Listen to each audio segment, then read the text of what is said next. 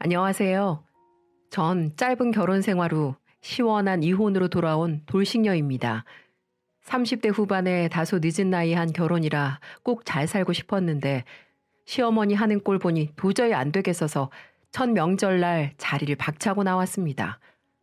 친구들한테 이야기했더니 잘했다는 친구도 있고 네가 유난이라는 친구도 있더군요. 그래서 여러분 생각은 어떠신지 많은 분들 이야기를 듣고 싶어서 이렇게 사연을 보내봅니다. 전 참 다양한 종교를 가진 집안에서 태어났어요. 어머니는 교회에 다니셨고 아버지는 할머니와 절에 다니셨고 또 저희 삼촌은 카톨릭 신부님이셨어요. 그치만 그 누구도 자신의 종교를 강요하는 분은 없었습니다. 명절이든 생일이든 만나면 서로 어떻게 지냈는지 서로 종교의 요즘 이슈는 뭔지 물어보고 이야기를 나눌지언정 서로의 종교를 비난하거나 강요하진 않았습니다. 제가 성장하는 과정에서 역시 마찬가지였죠. 제가 어떤 종교를 선택할지는 오롯이 저만의 선택이었고 저는 엄마, 아빠, 삼촌을 따라 모든 곳들을 다 다녀본 뒤 교회에 다니기로 결정했습니다. 그곳에서 열심히 공부도 하고 친구들도 사귀며 그렇게 학창 시절을 보내고 또 성인이 되었습니다. 어른이 되고 난 뒤에도 종교 활동만큼은 빼놓지 않고 열심히 했어요. 제가 성장하면서 비뚤어지지 않고 큰 마음의 병 없이 성장할 수 있었던 건 아마 그런 신앙의 힘 덕분이 아니었을까 싶기도 해요. 그래서 전 저의 종교가 그리고 저희 집안이 항상 자랑스러웠습니다. 그리고 나중에 결혼을 하게 된다면 제 배우자 역시 당연히 저의 종교를 이해해주는 사람일 거라고 생각했어요. 제 첫 연애 상대는 부끄럽게도 전 남편이었습니다. 별로 대단한 걸 한 것도 아닌데 하루하루 열심히 살다 보니 제대로 연애 한번 못 해보고 살았더라고요. 그러다가 30대 후반에 늦은 나이가 되어서야 회사 동료의 소개로 한 남자를 만나게 되었고 성정이 착한 사람이라는 걸 알게 되었습니다. 저는 혹시나 싶어서 처음 만나는 날 자리에 앉기도 전에 그런 말을 했었어요. 제 나이는 알고 나오신 거죠? 그러자 그 남자는 웃더군요. 그러더니 커피 한 잔을 홀짝이고는 네, 그럼요. 제가 너무 나이가 많아서 죄송스러운 마음으로 나왔습니다. 라며 너스레를 떨더군요. 저보다 한 살밖에 안 많았는데 말이죠. 유머 감각도 있고 사람을 배려할 줄도 아는 그 사람에게 저는 조금씩 빠져들어갔어요. 나이가 나이인지라 만남을 가질 때부터 결혼을 생각하지 않을 수가 없었죠. 그래서 세 번째 만나는 날 저희는 결혼 이야기를 나누기도 했습니다. 네, 편하게 말씀하세요. 제가 적은 나이가 아니다 보니까 이제 와서 어린 학생들처럼 연애하는 재미로 사람 만나기는 좀 그래서요. 그래서 혹시라도 우리가 오늘 이후에 또 만나게 된다면 그땐 지금보다 조금 더 깊은 생각을 갖고 만나는 사이였으면 좋겠어요. 아유, 그럼요. 저는 처음 뵀을 때부터 그렇게 생각했는걸요. 현아 씨가 먼저 말하기 전에 제가 말씀드렸어야 했는데 죄송해요. 아유, 제가 이렇게 둔합니다. 어찌 보면 제가 먼저 고백한 거였고 또 제가 민망할 수 있는 상황이었는데 그 사람은 제가 민망하지 않도록 스스로를 낮춰주더군요. 그 순간 마음을 먹었어요. 아, 이 사람이랑 결혼해야겠다. 그래서 그날 이후로 우리는 깊은 관계로 발전했습니다. 당연히 종교에 대한 이야기도 종종 나누었죠. 그 사람은 어머니가 독실한 불교 신자셨고 자신도 어머니를 따라 종종 절에 다녀온다고 하더군요. 처음에는 걱정스러운 마음이 들기도 했습니다. 종교가 다르다는 게 우리 사이에 문제가 되진 않을까 해서 말이죠. 그래도 솔직하게 말했어요. 나는 기독교 신자야. 어렸을 때 내가 직접 선택한 종교고 내가 평생 유지해온 신앙이라 나한테는 아주 소중해. 그래서 다른 사람 때문에 종교를 바꾸고 싶지도 않고 강요받고 싶지도 않아. 혹시 어떻게 생각해? 그게 뭐 당연한 거 아니야? 지금이 무슨 조선시대도 아니고 종교 갖고 뭐라고 하고 탄압하고 그러는 사람이 어딨겠어. 자기는 교회 다녀. 지금처럼 열심히. 나는 나대로 어머니 따라 절에 다니다가 또 어느 날 갑자기 교회가 궁금해지면 자기 따라서 교회도 가볼 수 있는 거지. 반대로 자기도 마찬가지고. 유연한 사고를 가지고 있는 그 사람에게 감동받기도 했고 또 고맙기도 했어요. 오히려 그렇게 말해주니까 저도 그 사람의 종교에 대해 더 궁금해지기도 하고 알아가 보고 싶은 마음도 들더군요. 그래서 실제로 연애할 때 그 사람이 어머님과 자주 간다는 절에 따라가 본 적도 몇 번 있었어요. 경치가 아주 좋고 스님들이 아주 인자하신 그런 곳이었죠. 그런데 문제는 그 사람이 아니었습니다. 제가 미처 생각하지 못하고 간과한 것이 하나 있었죠. 바로 나이가 아주 많은 그의 어머니. 전 남편이 막둥이였어서 어머니 나이가 굉장히 많으셨어요. 저희 외할머니랑 3살밖에 차이가 안 나셨으니 저한텐 할머니 뻘이었죠. 엄마는 그 이야기를 듣고 걱정을 하시더군요. 다 좋은데 예비 시어머니가 조금 걸리네. 연세가 많으시면 자기 종교에 대해 애착도 굉장히 강한 분들이 많거든. 제사라든지 이런 문화를 강요할 수도 있는 거고. 너 정말 자신 있니? 에이, 엄마, 희석 씨 보면 몰라? 희석 씨 보면 어머니도 어떤 분이실지 대충 짐작이 돼. 이해심이 아주 많고 마음이 넓은 분이실 거야. 당연히 이해해 주시겠지. 그래도 그런 게 아닐 텐데. 걱정하지 마. 혹시라도 종교 문제로 갈등 생기지 않게 내가 잘할게. 저는 그렇게 엄마를 안심시켜 드렸어요. 정작 예비 시어머니를 만나보지도 못한 채로 말이죠. 엄마랑 그 이야기를 나누고 얼마 뒤에서야 시어머니를 처음 뵙게 되었어요. 연세가 연세이신지라 푸근하고 굉장히 인자해 보이는 그런 분이셨죠. 제가 인사를 드리고 함께 식사를 하고 과일을 먹을 때까지도 어머님은 제 손을 꼭 잡은 채 놓지 않으셨어요.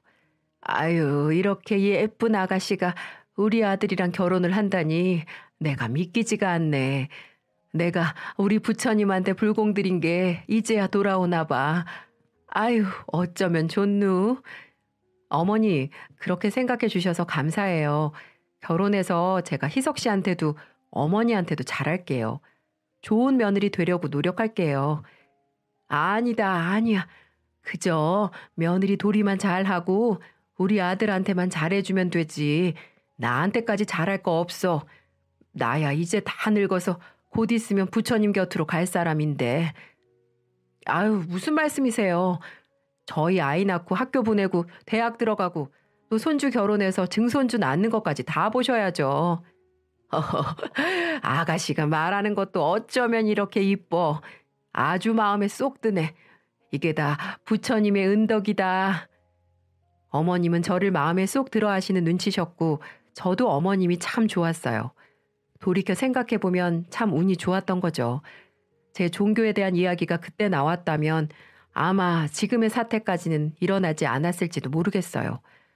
결혼 준비할 때도 낌새가 있었는데 바보같이 제가 눈치채지 못했습니다. 시어머니가 결혼식을 절에서 전통 혼례 방식으로 했으면 좋겠다고 하시더군요. 물론 저희 아빠도 절에 다니시니까 절에서 해도 상관없지만 그래도 당사자인 제가 기독교 신자인데 절에서 하기는 좀 그렇더라고요. 그래서 어머님께 잘 애둘러 설명드리느라 애를 좀 먹었습니다. 어머니, 절에서 전통 혼례하면 저희 아빠도 정말 좋아하실 것 같긴 한데 제가 드레스가 꼭 입어보고 싶어요. 나이가 많아서 리마인드 웨딩 하기도 좀 부끄러운 나이라 다른 여자들처럼 하얀 드레스 입고 예쁜 예식장에서 결혼하고 싶은데 허락해 주시면 안 될까요? 대신 어머님 아시는 스님들도 오실 수 있게 자리 마련해 놓을게요. 식은 종교색 전혀 없이 진행하고요. 예비 남편과 그렇게 한참을 설득하고 나서야 시어머니는 못 이기는 척 알았다고 하더군요. 그렇게 저희 결혼식은 조금 재미있는 결혼식이 됐습니다. 목사님, 신부님, 스님이 모두 계신 종교 대통합잔치 같았달까요? 그래도 다행히 마찰 없이 식은 잘 끝났고 저희는 경주로 신혼여행을 다녀왔어요. 어머님을 모시고 말이죠. 원래 제주도에 가려고 했는데 어머님이 불국사에 꼭 한번 가보고 싶다고 하시기도 하고 연세가 많으신 분이라 언제 우리가 또 이렇게 날 잡고 같이 여행 다닐까 싶어서 어머님을 모시고 갔었는데 경주에 있는 유적지며 절까지 모조리 돌아다니는 어머님을 보며 와, 정말 종교에 대한 애착이 대단하시구나 싶었습니다. 그리고 그렇게 애착이 대단한 만큼 저의 종교 역시도 존중해 주실 거라고 생각했죠. 그런데 신혼여행을 다녀온 이후부터 제 생각과는 조금 다른 삶이 펼쳐졌습니다. 저희는 시댁에서 걸어서 20분 정도 거리에 있는 작은 빌라에서 살림을 시작했는데 하루가 멀다 하고 어머님이 찾아오셨어요.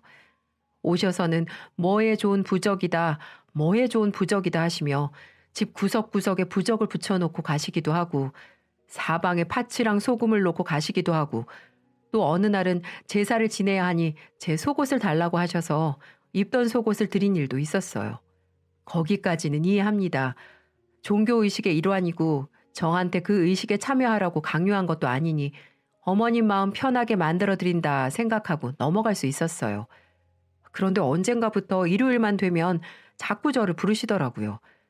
형님들이랑 시아주버님들도 다 모인다면서 아침부터 와서 음식 준비를 하라고 부르시는 거예요. 정작 가보면 형님들은 다 저녁 늦게나 오시는데 말이죠. 그래서 처음 몇 번은 가다가 나중에는 남편을 통해 조심스럽게 이야기를 했었죠. 어머님한테 나 예배만 보고 가겠다고 전해줘. 교회 안 간지 너무 오래돼서 그래. 나도 일 때문에 평일에는 가기 힘드니까 일요일에라도 가서 예배 드리고 싶은데 요즘 매주 부르셔서 벌써 한 달이 넘게 교회를 못 갔어요, 여보. 벌써 그렇게 됐나? 엄마가 자기 많이 보고 싶어서 그러신가 보다. 그럼 오늘 교회 갔다 와. 내가 엄마한테는 잘 말해둘게. 내가 먼저 가서 도와드리든지 하지 뭐. 정말? 그래도 돼? 그럼 가서 오랜만에 친구들이랑 수다도 좀 떨고 점심도 먹고 와. 어차피 형이랑 형수들은 다 저녁이나 돼야 올 텐데 뭐. 고마워. 저는 그렇게 남편의 말을 철석같이 믿고 그날 교회로 향했습니다. 오랜만에 교회에 가서 마음 편하게 예배도 드리고 교회 친구들이랑 커피도 한잔하고 나서 시댁으로 향했어요. 점심이 조금 지난 시간이었는데 시댁에 들어가자마자 쎄한 분위기가 느껴지더군요. 남편은 소파에 앉아 불안한 얼굴로 다리를 덜덜 떨고 있고 시어머니는 앓는 소리를 하며 방에 누워 계시더군요. 저는 놀라서 어머, 어머님 어디 편찮으세요?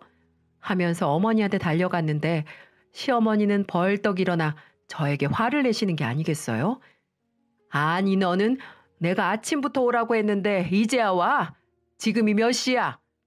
아, 교회에 좀 다녀왔어요. 요즘 너무 못 가서. 희석 씨가 괜찮다고 했는데. 괜찮기는 뭐가 괜찮아? 지금 일주일 동안 뼈 빠지게 일한 네 서방 보고 밥을 하라는 거야? 아니면 다 늙어 빠진 나 보고 밥을 하라는 거야? 교회인지 뭐식인지 갔으면 빨리라도 오든가. 내가 전화를 몇 통을 했는데 이 시애미를 굶겨 죽일 셈이냐? 아이고 부처님, 제가 너무 오래 살았나 봅니다. 며느리한테 뒷방 늙은이 취급이나 당하고 아이고. 시어머니가 그렇게 소리 지르는 모습은 처음 봐서 정말 깜짝 놀랐어요. 남편이 달려와서 말리긴 했지만 이미 제 심장은 쿵쾅쿵쾅 뛰고 있었죠. 저는 바로 어머니께 죄송해요. 얼른 식사부터 차릴게요. 라고 말하고는 후다닥 부엌으로 가서 식사를 준비했습니다. 남편은 어찌할 줄을 모르고 어머니와 제 사이에서 눈치만 보고 있더군요. 그날 저녁 어머님은 일찍 들어가 주무시고 형님들과 아주버님들만 남게 되어서 슬쩍 그날 있었던 일을 이야기했어요.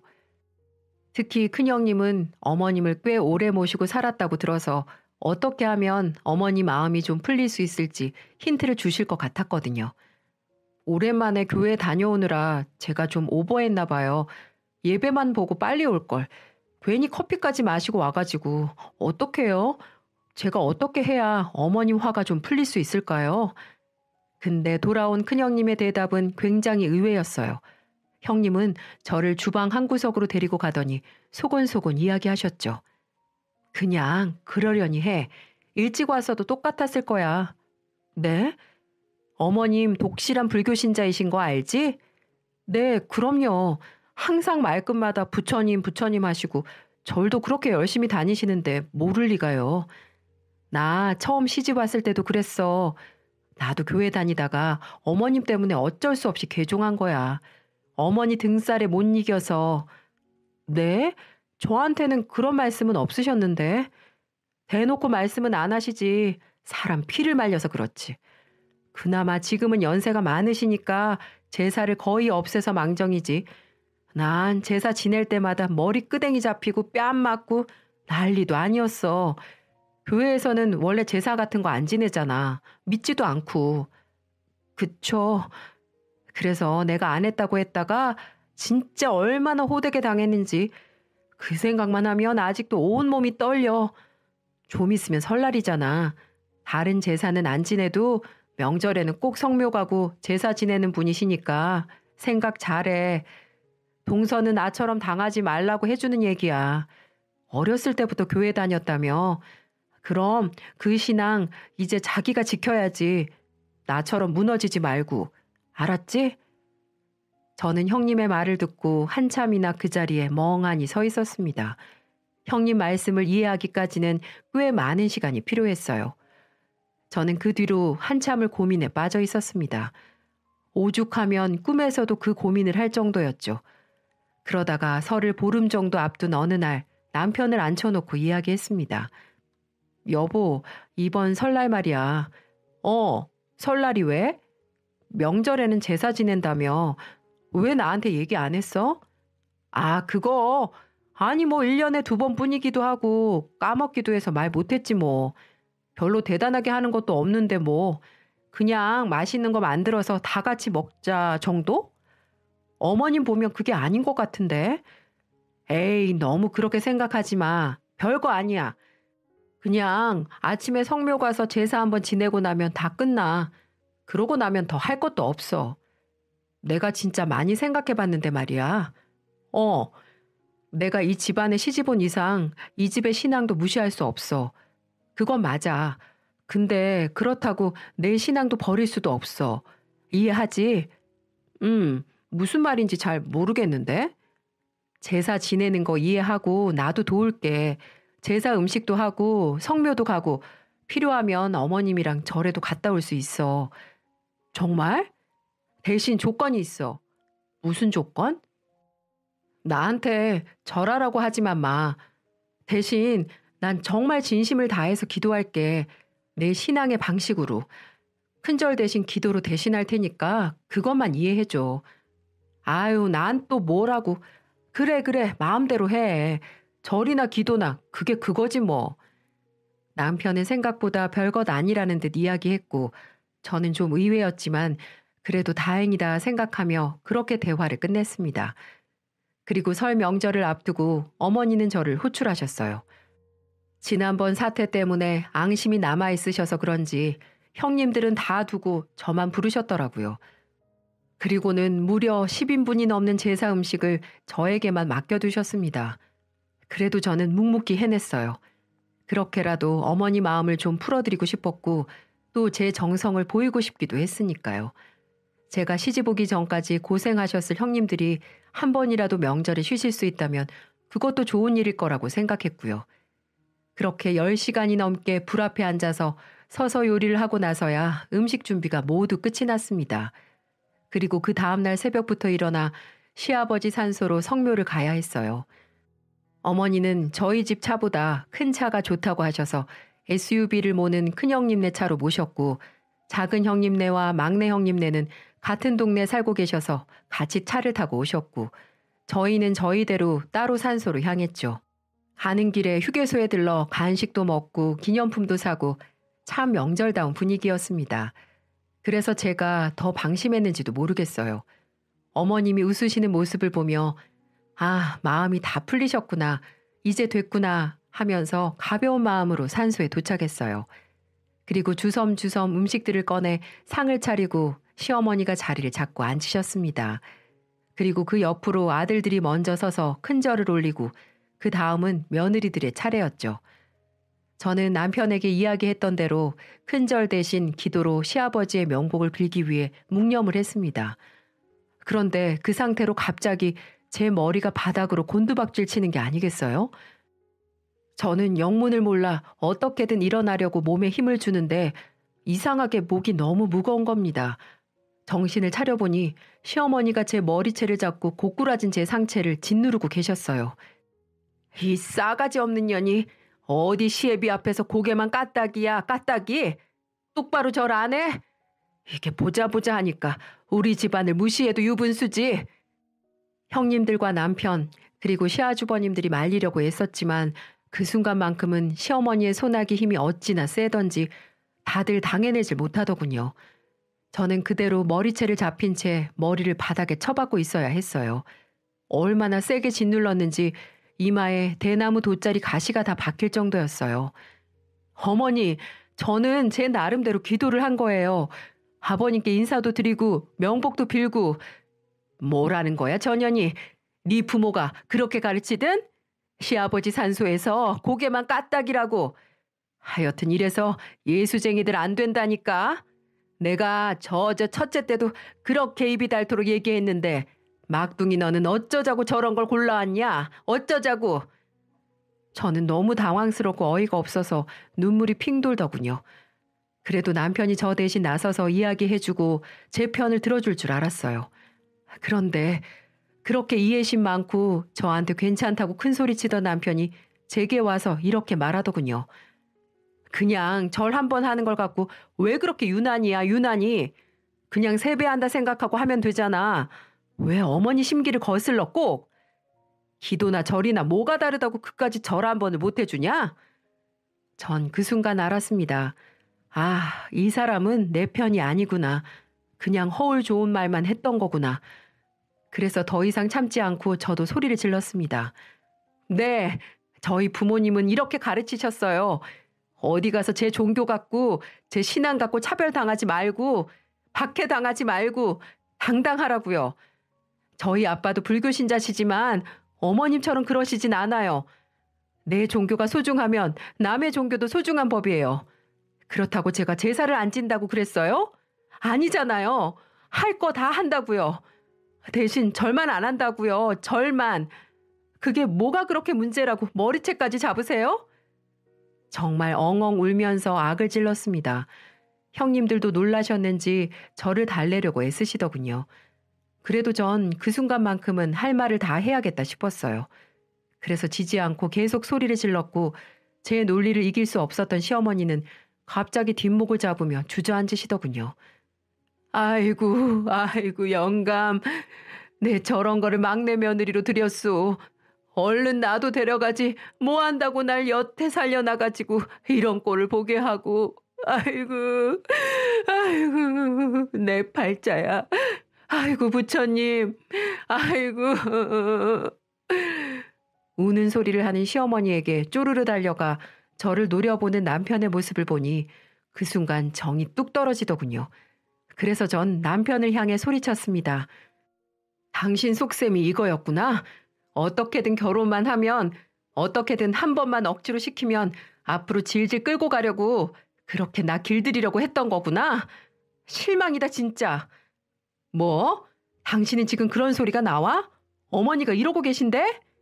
어머니가 이러고 계시든 저러고 계시든 그건 모르겠고 지금 선택해. 어머니야, 나야? 뭐?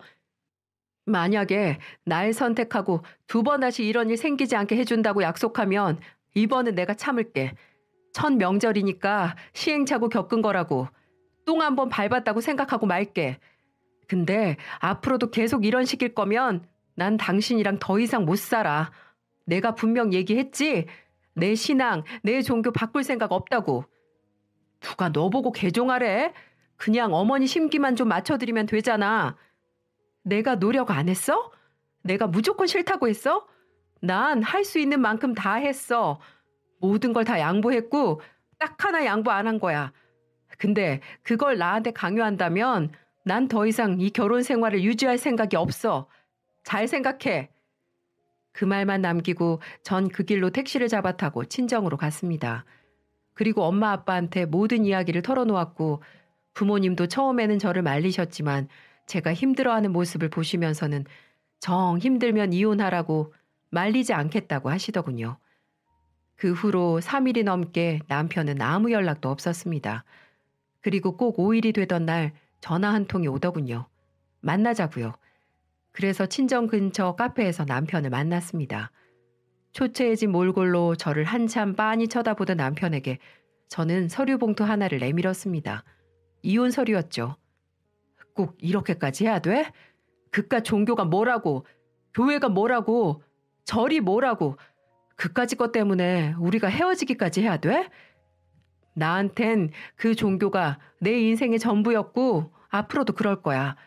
그리고 내가 이러는 건 종교 때문만은 아니야.